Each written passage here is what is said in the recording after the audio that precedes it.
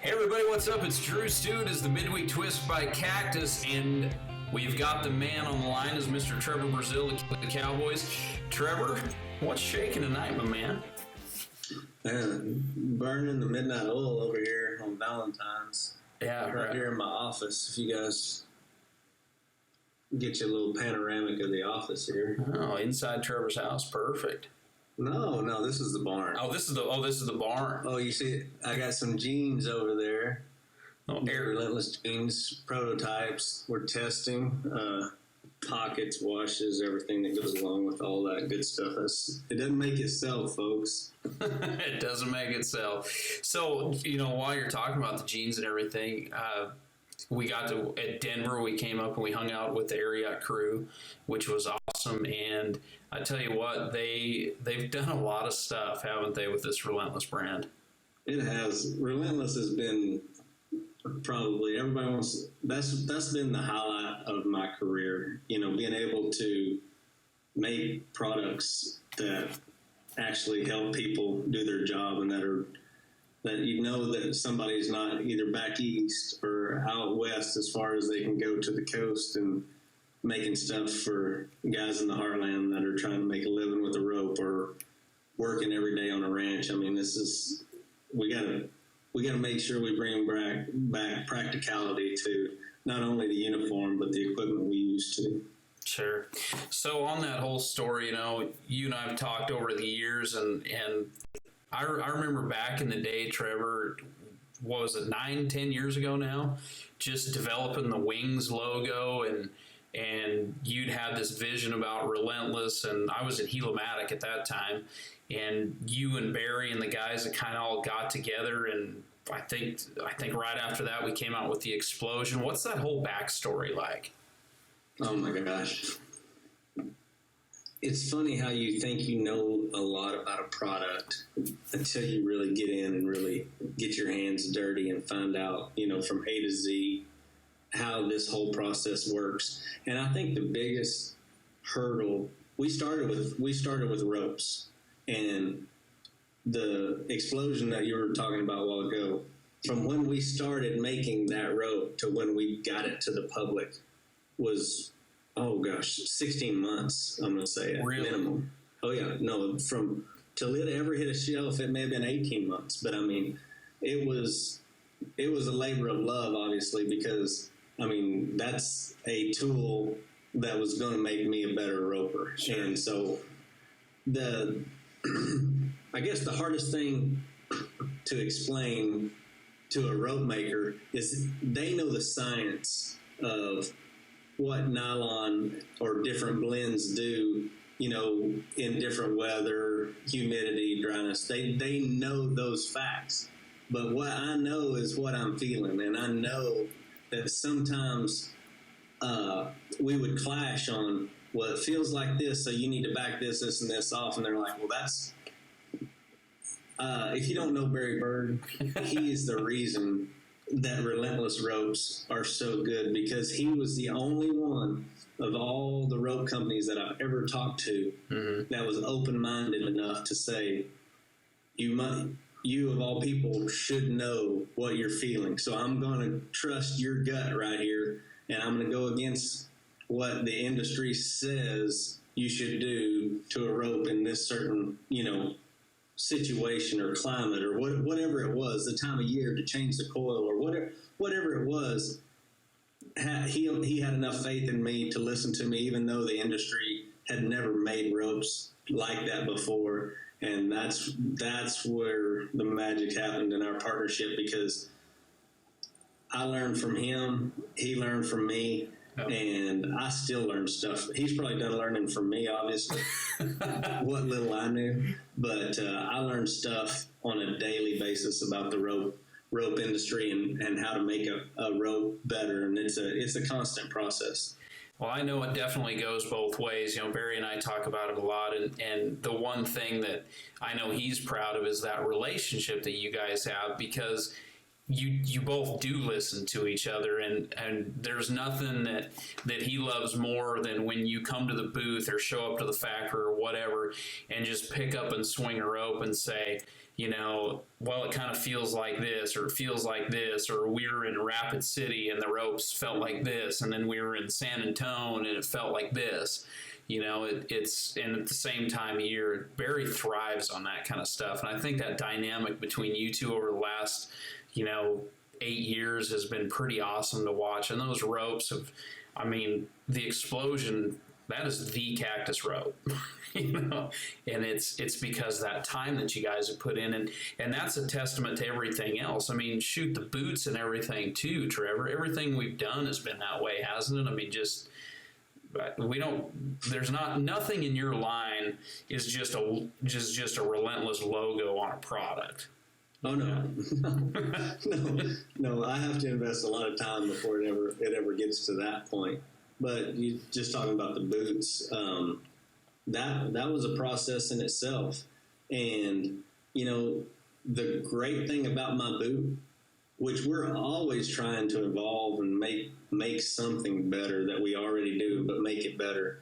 And that's the one product that I feel like, other than color variations, I don't think there's a better boot on the market. The only thing that we changed in the last few years, where we made whatever the industry standard was as far as protection of a bell boot, we doubled it. Yep. Because the more and more I'm out here taking care of these horses and going to the vets, and the soft tissue injuries that these horses have nowadays, because they give you all they got, and that's all I want, of course, is all they got. That's it.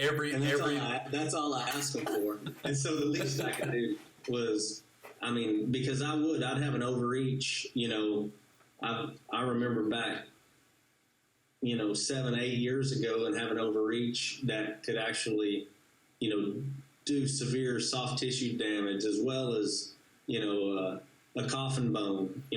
That can all happen from just a simple overreach. And so that was unacceptable. So we doubled the protection and the padding in the Relentless boot, and you can feel it. If you hold it up beside something else, that's all you have to do. You can feel the thickness, and for the benefits of that extra protection, you cannot feel the weight, but you can feel the protection. That's what I love about that. And then it went from there to the number one pad in the industry.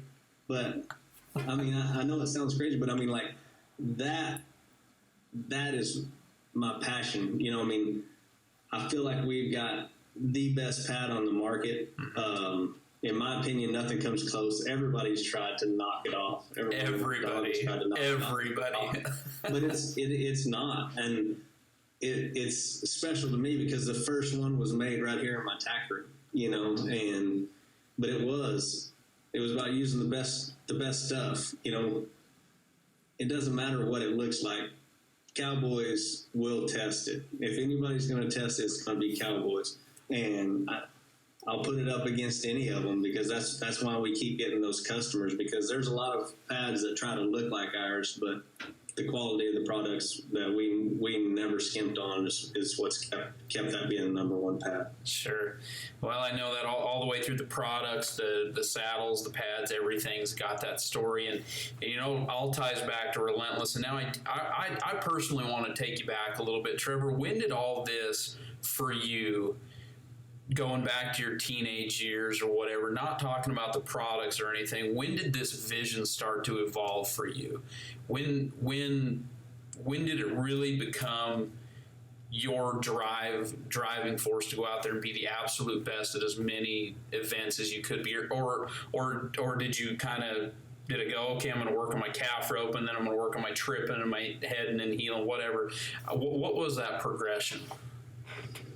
It wasn't that I was going to go out there and be the best in everything. I never, to be totally honest, I never set that lofty of goals. I would love to sit back here and tell you now that, I just decided that I was just going to take it to him with this, and then I was going to take it to him with this. And it wasn't like that. I wanted to be able to make a living doing what I love to do. Couldn't choose an event. I had strengths and weaknesses in all of them, but I didn't want to be, nothing against anybody that is, but I didn't want to be one-dimensional. I wanted to be known as a cowboy, and so I never gave up on, if I was, one of them was my weak event at that time, 2 years down the road, by working on those weaknesses, you know, it wasn't my weak event anymore, you know, and it's again, I love it. You know, it's just like the tack line. I'm a freak about my equipment and just the small details that I think some people overlook is kind of an underlying theme of kind of what separates people from being champions. You know, you and I talked there, last week or some time ago on the phone, we were talking about quotes and stuff. The one thing, I think we used it on social media this week, is it doesn't take, everybody's working hard. Everybody out there at your guys' level is working hard, or at any profession. Everybody's working hard. It doesn't take a whole lot, using your words now, it doesn't take a whole lot to work a little bit harder. Has that been kind of your mantra to keep pushing, is just, man, I'm going to give it that little bit of extra all the time? Yeah, I'll even drop it down there where I know you'll understand it. You're a wrestler from way back. About 150 pounds ago. I said way back. And, but I mean, you know, when you're on that mat, both of you make a decision of when enough's enough, and you just got to be the person that makes that decision second, not first, and that goes in everything. Sure. There it is. There's no pure combat than that right there, and going out and just you doing your job, and I hate the best of your ability, but you're doing your job better than the next guy, you know. So, and it's all about that hard work for sure. Well, Trevor, go ahead. I'm gonna say one other thing about that. I know that not cheating the horsemanship aspect of it has paid dividends in the end for me, because that's something that you can't, you know, you never have time to go back and learn, you know, or you never take time, I say, you know, because you either get labeled, you know, when you come out here, you are or you aren't, and people accept those labels. But I know that I would not take anything for spending the time, you know, at the horse shows and world show and loping horses and learning from, you know, some of the best horsemen in the industry. And it's just, it was the little things where I thought, you know what, I don't know if this is worth the pay, but I wasn't ever able to see the big picture of what it was doing for me in the future, and being able to hold my horses together, you know, and not having to have new horses every time. And when I got a horse, being able to get 30% more out of him instead of 30% less at the end of the year. Have you seen it change at all, Trevor? Are the guys coming around more? Do you see the guys at the top level hanging out with more of the horsemen, maybe the guys that are, you know, the world show guys, the AQHA guys for sure, but also maybe the cutters and the reiners, those guys that are, you know, that are riding 30 of them a day? Is that trickling down? That's what I'm trying to say. Is that trickling down into the rodeo world a little more and more, that horsemanship side of it? I've seen a huge change in everything. Everything is getting tougher, you know, and I think it has to do with the amount of information that these young guys are at their disposal. If they know the time to quit watching YouTube and get out there and make some dust, you know, instead of just staying on it and actually put that stuff to good use, they're hard to beat, because that knowledge, you know, wasn't there. Or if you did, you had to go clean their stalls if they lived in Montana and you lived in Texas. I mean, now the information that's at their fingertips through YouTube and all the other channels that you can just get educated about anything you want to get educated about. But I think there's been a lot more on horsemanship because people realize that you can only get so good with a rope, but there's a lot more to being a cowboy than just using your rope. Sure. So right now, time of the year, you're kind of getting back after a little bit of injury and stuff. We're going to see you at the timed events this year? Yes, sir. Yeah, I've been, I got a call just the other 2 days ago that said not mine, but the horse that I ride up there, the bulldogging horse I ride, had to get put down. So that was a bummer because he was such a good horse and we've been so successful on him up there. But, you know, he had some age, so that's kind of why I liked him. He was at the speed that I could get off on. And just ease right up there for you. That was a hard one. I still don't know what I'm going to ride in the bulldogging as of right now, but it'll all work out. Cool. Well, and wrapping it up, man, for all those young guys out there, what do you think if you had to narrow it down to a couple things? What would you tell the guys that are out there kind of getting it? You know, we're seeing that next generation come up, but what would you tell them is the most important thing? You know, it's just that's what I told, you know, my wife Shada, that I want my kids to be able to know is how to solve problems, how to be the guy that doesn't sit back and just find a problem, but finds a problem and then helps everybody else fix it or shows somebody how to fix it, or just be proactive. If you're doing something, you know, even if it's wrong, you're gonna be all right as long as you stay motivated and stay on task. You may have to just switch directions, but you got to get going before you find out it's the wrong direction. But man, just be a hustler. Just get out there and do stuff, because so many people talk a good game nowadays. That's the most disheartening part, is they have the information, but they just don't have the will to get out there and put it to use. And you're going to fail, you're going to win, you're going to lose. It's just about the experience of it all, getting through it.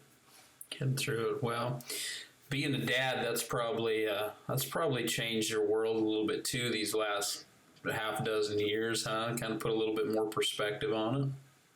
Yeah, it's definitely put perspective on scheduling. You know, I may have what I feel like is a really productive day planned out in my mind, and a little girl or a little boy run down the hill and decide my whole day was going to change, and it usually does when that happens. But it's all for the best. It does put your priorities in line. Sure. Well, man, I sure appreciate you taking your time. It is a late night for both of us, but appreciate everything you're doing out there, man. Appreciate the time that you spent on the Relentless products, everything from us to Ariat and what you're doing out there, and you know, just appreciate what you've done with the industry and teaching this next generation on kind of what it takes to go out and be a winner, man. Well, I appreciate it, and I do. That's, if there's one thing that I ever wanted from the Relentless brand, is just to give the guys that may not do it for a living and may just do it on the weekends, but to give them the confidence that is what I'm using, and I was involved in every process of it. That's what's important to me, that I was involved in making a product better, and so they never have to worry about it or be self-conscious of using anything that has that brand on it, because it's legit. Well, Trevor, I think nobody can say it better than you, and once again, appreciate you coming out here, and I think that is going to wrap it up for us tonight. All right, man.